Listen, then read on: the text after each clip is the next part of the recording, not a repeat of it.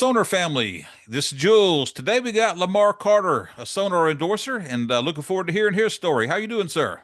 I'm doing good. How about yourself? Man, I'm doing great. Glad to have you here with us. Thanks for having me. So you're still with Joe Bonamassa. How's that gig going for you? It's going great. Going great. I'm having a blast out there with them. So how long have you been with with Sonor? I signed on with Sonor in 2018. So who had you been signed with before that?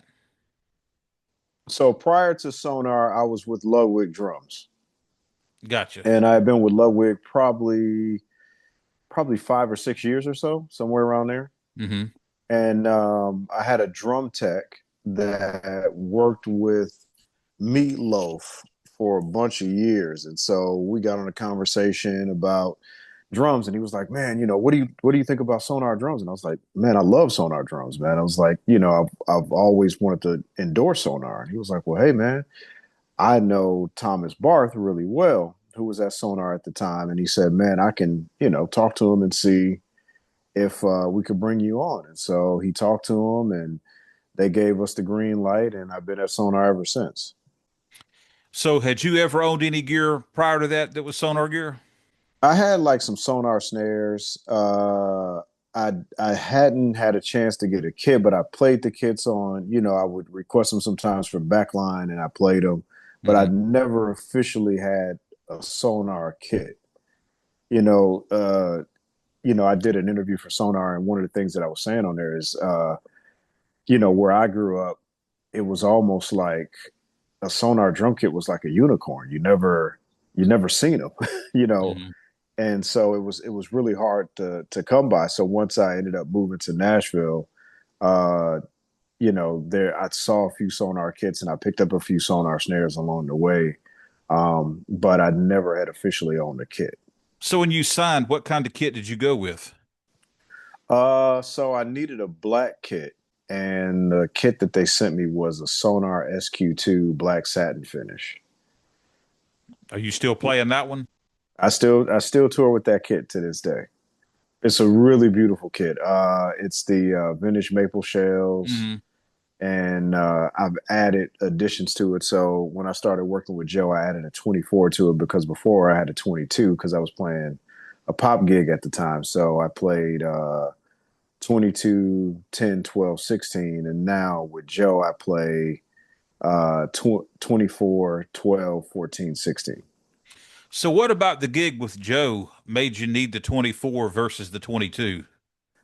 You know, I just, because it's such a heavy blues rock uh, musical application, I just felt like I needed something that had like a woofiness to it, Hmm.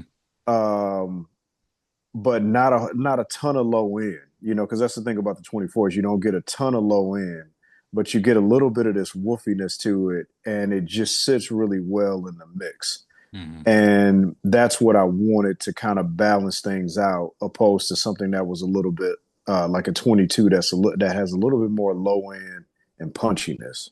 Hmm. So I just wanted something that was a little bit more woofy and just kind of just sits in that mid range um, frequency that would mesh really well with the bass and the guitars and all of that stuff on stage. So how long do you stay out with Joe when you're on tour with him? Usually we don't do anything past 7 weeks or so. Hmm. But when we're out, we're usually pretty much out. So anything from a month to a little over a month and a half. Yeah, I'm in LA now. Yeah. So yeah, I'll do like studio work. Um I try not to do too many like gigs that require me to travel a lot because we're so busy.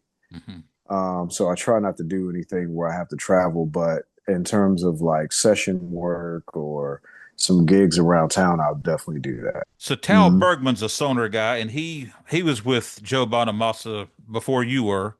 Were you a big? Absolutely. Are you a fan of his, or you know? Oh, Tal's great. I mean, I'm a fan of his as a drummer and as a Hmm. person. I mean, he's just a really great guy and just an incredible musician. Yeah. I mean, I really had some big shoes to fill, having Towel on the gig and then obviously Anton Fig, Bogey Bowles, Hmm. just Jason Bonham's work with him. So I mean, there's just been so many great musicians that have worked with Joe. So and particularly drummers. So it's kind of the hot seat. So to come in and have to fill that chair is a tall task for sure. But you know what? That's got to be a real, real boost to the confidence to get a gig like that, knowing the drummers they've had, in the past. Absolutely, absolutely, yeah. So yeah, sometimes I just have to pinch myself like, oh man, wow, this is I'm really doing this. So and it's kind of funny how it worked out because me and a few buddies of mine, we had a band and we went and we did like this tour, like the Southwest, and then when we came back, we did a show in Arkansas, and we ended up opening up for Joe, and this was probably back in 2002, somewhere around there. And so for it to kind of come full circle where, my band opened up for him and, and he looked out for us. He was a really nice guy. And then to now be touring with him, it's kind of a surreal, situation. And all those Mm-hmm. guys just seem so down to earth and real, and Mm-hmm. it just kind of seems like it's more of that these days than attitude and ego and that kind of thing. Do you For think that's sure. accurate or? I think it has to be that way now, because, there's social media, whereas before, there was no social media. So there was this mystique. You didn't know who your heroes were at that time, unless you happen to meet them somewhere or whatever. And so I think that's where the whole term came from. You never want to meet your heroes because you meet someone that you really idolize, and next thing you know, they're rude. Whereas like now, I think just having to, engage with your fans with social media and these different things, I think it has made people a lot more approachable and humble and easier to talk to. Whereas before, you know, Mhm. you didn't have to engage with people that were fans of yours. And not saying that, these people wouldn't be the same way if there was no social media. I'm sure they would, but I think it takes on a different role for artists and musicians now. So I left Nashville in 2009. Longer than I thought. The plan was to just be here for 5 years, and here I am approaching 16 years. How do you like it out there? LA's LA. It, you know, uh, There's some diplomacy for you, yeah. yeah, I mean, LA is LA. It's the pinnacle of music. So, Hmm. you need to be out here. But it's just the traffic and those kind of things. It's an adjustment. So when I was in Nashville, a church had moved me from Lansing, Michigan, which is where I grew up. They had moved me there, and so I immediately just started kind of working in like the church gospel scene and meeting Hmm. different people. And so uh, I ended up kind of like meeting people that were in contemporary Christian music. So I started doing that. And so at the time when you lived in Nashville, it was kind of this natural progression where you would do contemporary Christian music and then you would eventually graduate to country. And that was exactly how it went for me. So I was doing um, uh, contemporary Christian. And then after that, I played at a club, and this guy and a good friend of mine, Tim Akers, he was there. We had worked with each other. I don't, or maybe we hadn't worked with each other yet, but he referred me for Carrie Underwood, and so that was kind of my introduction to country music.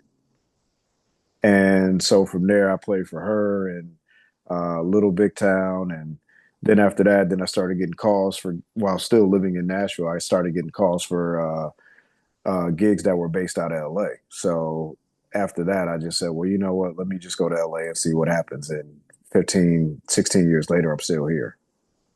Well, other than the music, is there any different life to, touring as a country drummer opposed to playing blues and that type thing?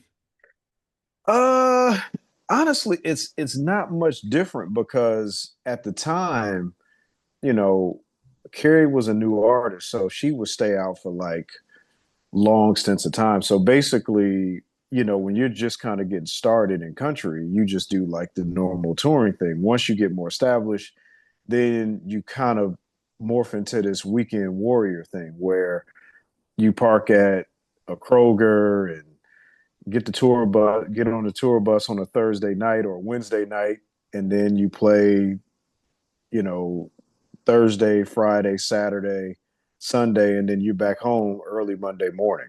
Hmm. And so that's basically, the difference is that when you're in Nashville, once you're with an established artist, you just do the weekend warrior thing. And then when you do sessions in Nashville, you work from 10 to 6, 10 to 6. You don't do late night sessions in Nashville. Yeah, so it's very, very corporate, but it's very family oriented. So a lot of people, they want to be able to take their kids to school and uh, and pick them up from school, but then they go work on the weekends and then they're back to take their kids to school. And, it's a very family oriented place for sure.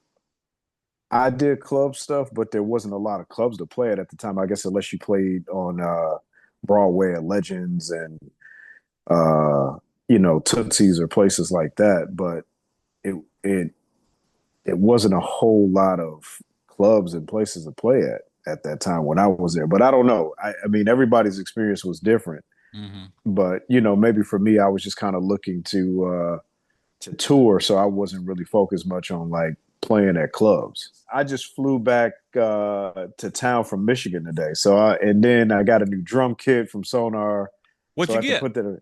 I got a vintage series kit, Silver Sparkle. I just sold one. Did you? I did. What are you getting instead? Well, I've got an SQ1 in Cruiser Okay, Blue. that's a nice kit. It is a nice kit, and the vintage is a nice kit. The vintage is great. Have It's probably it's I can't say it's my favorite kit, but it's up there. It's special. so have you had one before, or is this the first one you've owned? I have one. I have one that I use in the studio, and I have it tuned a certain way, and I don't want to change it. Yeah, that makes sense. So yeah, so I don't really want to change it, and I wanted something, and it looks more 60s. So I got the Silver Sparkle because I feel like that looks a bit more 70s. Hmm. So I wanted something that looked a bit more like retro from the 70s opposed to the 60s. So that was why I went with that kit. So besides your vintage stuff and your SQ2 you tour with, do you have Mhm. any other shell sets? Well, I had a black and copper highlight kit, and someone broke in my storage unit and took it. Oh no. Yeah, so I was only able to retrieve like the rack toms, but I'm still missing the kick and the floor tom. So and I always wanted that kit because Jack DeJohnette had one of those kits. And that's what made me fall in love with Sonar is when I first seen that kit, and I was like, if I ever get the chance to get one of these kits, I'm gonna get it. So a guy was selling one here locally, and I bought it, and I got to use it on a session, and I got to use it on a gig, and that was kind of the extent of it. But I had this whole plan that I was gonna start playing it a lot more, and then next thing you know, my unit got broken into, and now I can't find those last two pieces. So hopefully one day it'll pop up. But yeah, that's one of the other ones that I have as well. So when did you buy that? I bought that kit. I want to say maybe 2021 or 2022.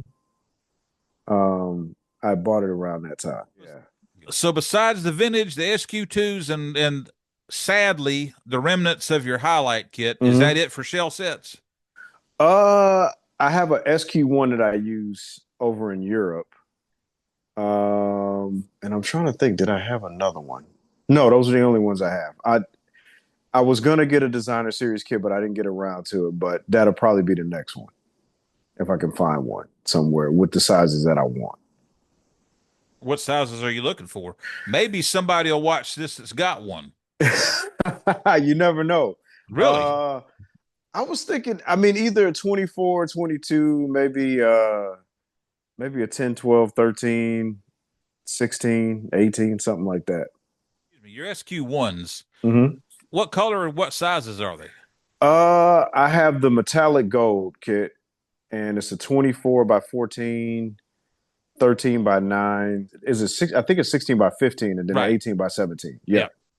Comparing your SQ2s with your SQ1s in vintage, hmm, those are three distinctly different um, shells on those. absolutely, absolutely. The SQ1 is extremely loud. Hmm. Because I'm using clear heads and I tune them up really, really high. And so, I mean, those drums just bark. I mean, they're loud. Um, the SQ2 is the vintage maple, and so they just have like this really, really warm, round sound, but there's a lot of attack. And when I play the vintage series, which is Beach, it just feels like you're in a time capsule. Like they just have this sound that's just like none other, and they do everything really, really well. Like a lot of people think, oh, well, you can't really play modern music with those because they're modeled after a vintage kit, but it's like they do literally everything great and perfect. I mean, it's just a unique sound because of the beat shells that they use for those. Now, have you ever played the Artist Bronze, the 14 by 6? That's what I used on tour for a while. Okay, for a while. Why'd you move away from that? Uh, Somebody getting a hernia? I was trying to take it easy on my guy, my drum tech. I was like, man, you don't need to be lugging this thing around. I just wanted to try the compressor drums because it just came out, and Sonor had never really done anything like those snares before, and I just wanted to try something different. But more than likely, I'll probably go back to the 6x14 bronze. But I was just checking out the compressors for a little while and using those, and I like them a lot, to be honest. I've got an Artist Bronze myself, Yeah. What do but you think of it? I haven't even taken it out of the bag they tied it up in Germany yet. I've had Oh it out of the man. box for a picture. Tal, the interview with Tal talking Yep. about those things, and I got to watching those short videos he does, Yep. those real funky things. Yep. I gotta have that. I mean, just the articulation on those drums are really precise and good. Like, I mean, you can hear all the ghost notes Hmm. and I mean, and it's just a beast of a snare drum. I mean, you hit it and it'll take your head off. Seriously. I'm But looking. yeah, because that's the thing. I mean, for it to be such a loud drum, a lot of times when drums are loud, you don't get a lot of the articulation of the ghost notes. But with that drum, you get it. It's a really, really special drum. Yeah. Yeah. So I'm honored to have been able to play one because I mean that was the snare that I played when I first signed on with Sonar. Any other snare drums? Any other Sonor snare drums in your arsenal? Obviously, the compressor snares, the 8x14 is one of my favorites. The aluminum, Hmm. aluminum snares and nickel over brass snares and that kind of thing. This is kind of a new thing for them to do that, which is actually really nice. And and Sonar, they knock everything out of the park. So even at that price point, those snares just sound really incredible. Obviously, the 6x14 that we talked about. I have a SQ2 heavy beach 7x14. That's really nice. And then I just so happened to stumble up on the 5 star. I don't know if do you remember those? I do. They had one at Forks Drum Closet in Nashville when I lived there. And I Hmm. said, man, I always wanted one of these kits. And so just so happened, I looked on Reverb and this guy was selling the snare. And I said, you know what? I can't pass up this opportunity. So I got the snare and it sounds incredible. I bet. Yeah, it's a really special drum. I don't get to play it much, but that snare is great. The 7x14 highlight snare that's black and copper is really really great. Also, actually, it's an interesting snare. It sounds vintage and modern all at the same time, and honestly, if I could play that snare all the time, I probably would. But it's just so rare to find them. I don't want to play it often. But it that snare is one of a kind, to be honest. The 5x13, I think it's a 20 ply.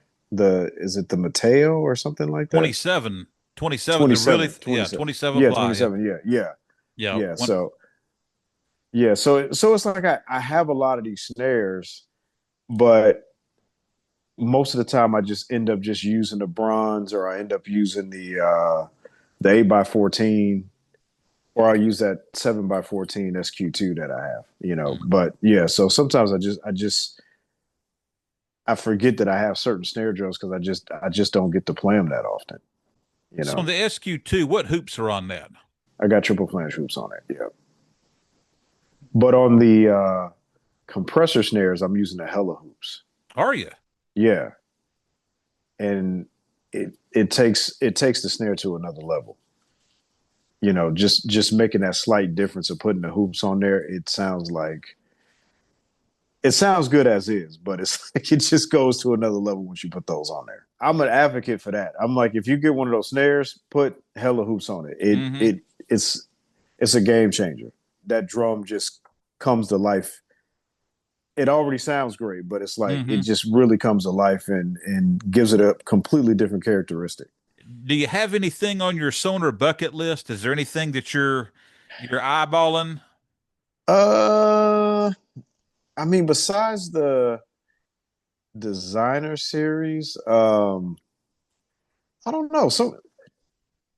I wouldn't mind having one of the X-ray kits, you know, Well, you did cut your teeth on a on the Vista Vista Light. lights, yeah. Yeah, exactly. Yeah, so I somewhere in there I wouldn't mind having one of those kits, and then after that I'm done. I played a Sonar kit. Uh, this guy had one at his church in the '90s, and What I was it? remember playing it. I I think it was an S class. I believe it was an S class, but I was just excited to play a Sonar kit. I didn't care if it was cheap or great or whatever, but I played and I was just like, oh, this kit sounds great because it's a Sonar. You know what I Mm-hmm. mean? The 150 year anniversary kit. I didn't get to see an actual like kit like configured, but I got to see the shells and just seeing like the craftsmanship, the quality of it. It was I was blown away, and I mean, in they're heavy. Like those shells are heavy. Well, I They're would no think they joke. would be, yeah. Yeah, they're no joke. I mean, I mean, that kit is a work of art, but I can't remember what they told me. I know that they had the birch, like a few more of the birch ones available, but not the beach. I think they sold out of the beach ones. And that beach kit that I saw, they were sending it to somebody. But I think there was a few more birch 150 year anniversary kits still left So there. was this at the factory or where? The factory in Germany. Okay, yeah, I got Yeah, you. so I was just there a couple months ago. And so I was able to see some of those kits up close. And I was just like, wow, this is some serious craftsmanship.